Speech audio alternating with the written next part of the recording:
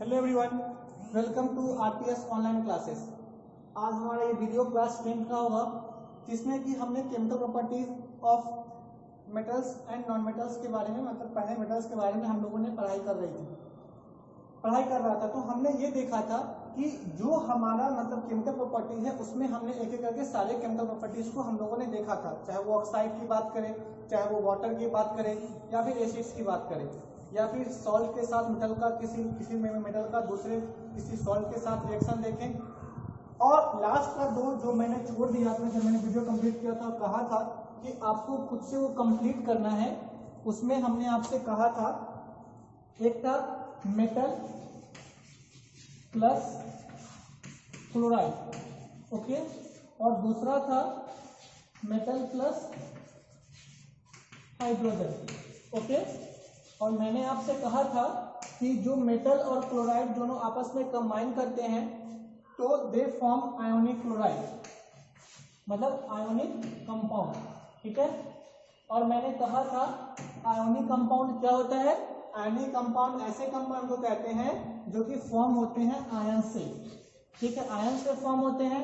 और ये आयंस क्यों फॉर्म करते हैं, तो ये मैंने क्लास 9 में चैप्टर नंबर 3 में मैंने एक्सप्लेन किया था कि ions are the substance which carry charge, मतलब आयंस ऐसे सब्सटेंस या ऐसे कंपाउंड को कहेंगे, इसके ऊपर या रेडिकल को कहेंगे, या फिर किसी मेटल्स के ऊपर जब चार्ज होगा उसको कहेंगे, तो जिसके ऊपर क्या होगा? चार्ज होगा। चार्ज मतलब पॉजिटिव या फिर नेगेटिव।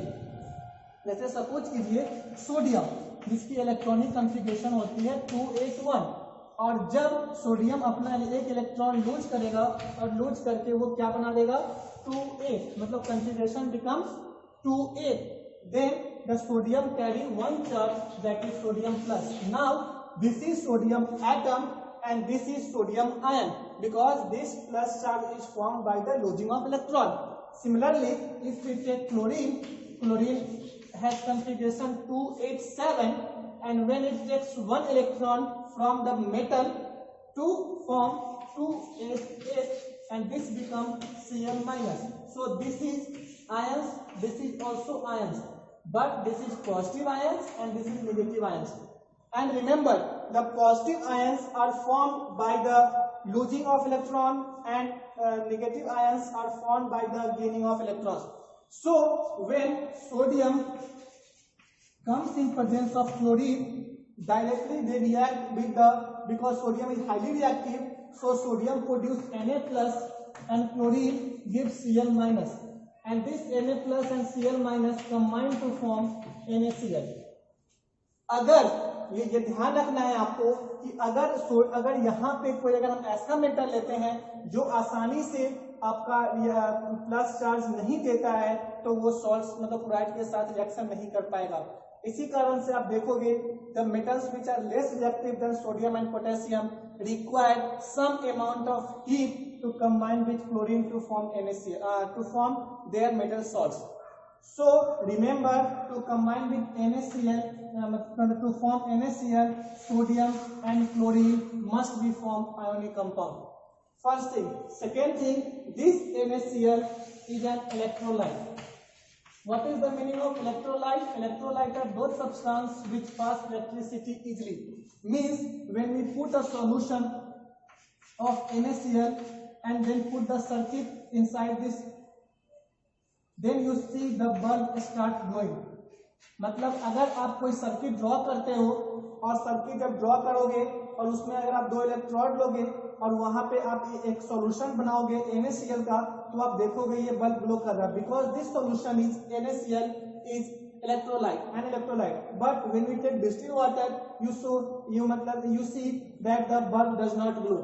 मतलब कि जब हम इलेक्ट्रोलाइट सॉल्यूशन लेंगे तो देखेंगे बल्ब ग्लो करता है, बट जब नॉन इलेक्ट्रोलाइट लेंगे तो ये बल्ब ग्लो नहीं करेगा। इसका मतलब ये हुआ कि this form the compound which are ionic in nature, मतलब ये जो कंपाउंड फॉर्म किया है वो आयोनिक नेचर का है। इसी कारण से यहाँ पे हम अगर कोई सर्किट ड्रॉ करते हैं तो ये बल्ब ग्लो करता है। तो इसी तरीके से चाहे वो सोडियम के साथ हो, पोटेशियम, कैल्शियम, मैग्नीशियम, एल्युमिनियम या फिर जिंक, आयरन, तो उस केस में आप देखोगे क्या कि they form their respective salts by, if the metals are highly reactive they combine directly, If the compound are less reactive, then it requires some amount of heating. If you see the आप लोगों को ये chapter, ये topics नहीं पढ़ना है metallurgy.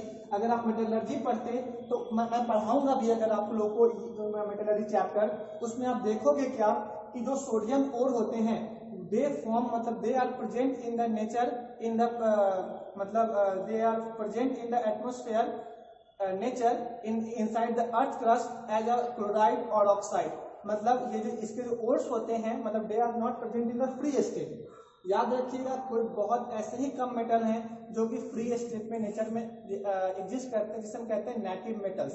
But मतलब बहुत सारे मेटल्स ऐसे हैं जो कि हमारे नेचर में एग्जिस्ट करते हैं as an salts of metal. मतलब सॉल्ट्स कहने का मतलब किसी भी अनायन के साथ, चाहे वो क्लोराइड हो, कार्बोनेट हो, सल्फेट हो, किसी भी सॉल्ट मतलब अनायन के साथ वो हमारे नेचर में प्रेजेंट रहते हैं। तो सोडियम जो है और पोटेशियम जो है वो जनरली क्लोराइड के रूप में हमारे नेचर में होता है। तो वहां से हम क्या करते हैं, NaCl को by the process of electrolysis या by the process of decomposition, electrical decomposition, हमको NaCl से सोडियम को और क्लोरीन को बाहर करते हैं, मतलब अलग करते हैं जब हमें प्योर मेटल की जरूरत होती है।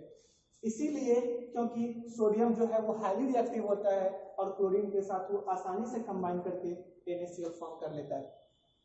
तो किसी का भी अगर आपसे कहता है राइट टू कंपाउंड, मतलब to chemical equation to show that the metal react with chloride, तो वहां पे हम क्या करेंगे, आपको कोई भी दो इक्वेशन आपको लिख करके दिखाना होगा।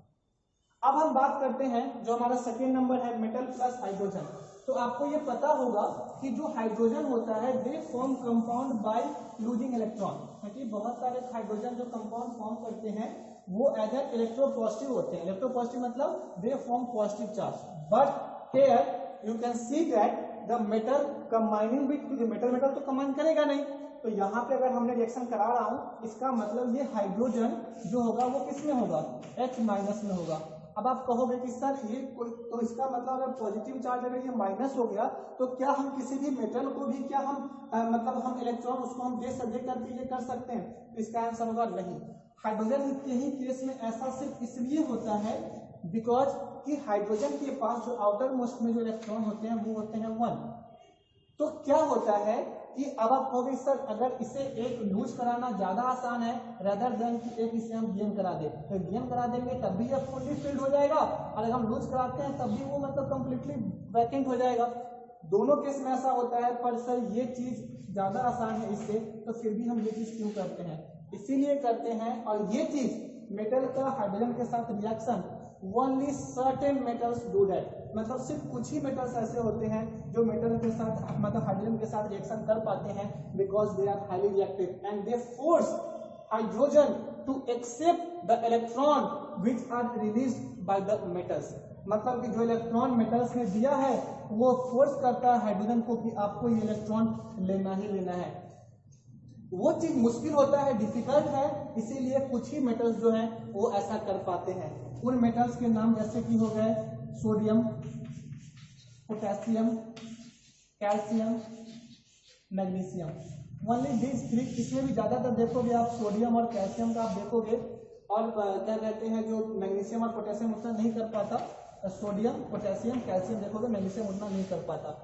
तो ये कहने का मतलब है कि जहाँ पे भी हमें अगर रिएक्शन में H माइनस चाहिए होता है, हम क्या करते हैं, पहले सोडियम का रिएक्शन करा देते हैं हाइड्रोजन के साथ, तो ये बन जाता है सोडियम हाइड्राइड, और यहाँ पे हम इसी कंपाउंड का यूज करते हैं for the H minus species. जहाँ पे भी हमें H माइनस की जरूरत होती है तो वहाँ पे हम सोडियम हाइड्राइड या फिर पोटेशियम हाइड्राइड का यूज करते हैं, because they also form ionic compound. ये भी कैसा फॉर्म करता है, आयोनिक कंपाउंड फॉर्म करता है।